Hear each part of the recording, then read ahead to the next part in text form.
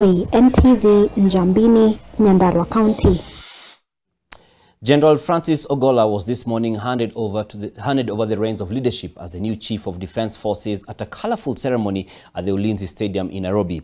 His predecessor, General Robert Kibochi, was given a final salute at the same ceremony and exited in style a few hours later when his fellow generals pushed him out of the DOD headquarters aboard his official CDF vehicle. Leila Mohammed brings us the highlights of the ceremony. For one last time, General Robert Kibochi wore his #1 uniform draped in his military medals and commander's sword to walk into the Ulinzi Stadium where the Kenya Defence Forces had gathered to give him one last hurrah. Soon, it was time to inspect his last guard of honor, dubbed in military lingua, the Old Guard. The new commander also was honored with a new guard. The two gentlemen exchanging the KDF flag before both officers marched to the main table to sign the change of guard documents.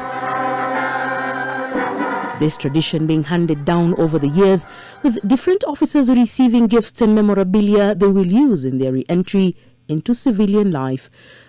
During your tenure, you took the path of providing transformative leadership. This required critical and creative thinking, bold initiatives, strategic focus, and ability to convince those below you and above you. The retired General Robert Kibochi is a man who will be remembered as a man who catapulted the development agenda at the Kenya Defence Forces. He built the Kenya Defence Forces Wellness Center. He built various hospitals, but he's also a man who really spoke about sharpening the arrowhead and talked about enabling the body and the mind and the soul of the soldier to become one. Your delivery of KDF mandate has been exemplary across the diverse operational theaters, one within our borders, along the Kenya-Somalia border, in Somalia, and in Eastern DRC. You continue to epitomize professionalism and mission readiness, and I thank you. Without a doubt, you are the arrowhead. The new man in charge, thanking God and his Commander-in-Chief for the opportunity and privilege to serve at the highest office in the Defence Forces. I am committed to leading our brave men and women in uniform to achieve our nation's defense objectives. Our gallant soldiers, airmen and sailors are the backbone of our nation's defense. Kibochi, a man who did his duty in the signals department of the communications unit, has risen through the ranks to serve as Army Commander, the Vice Chief of Defence Forces, and finally taking over office as the man in charge following the exit of General Samson Mothefe. We needed to revamp military healthcare system.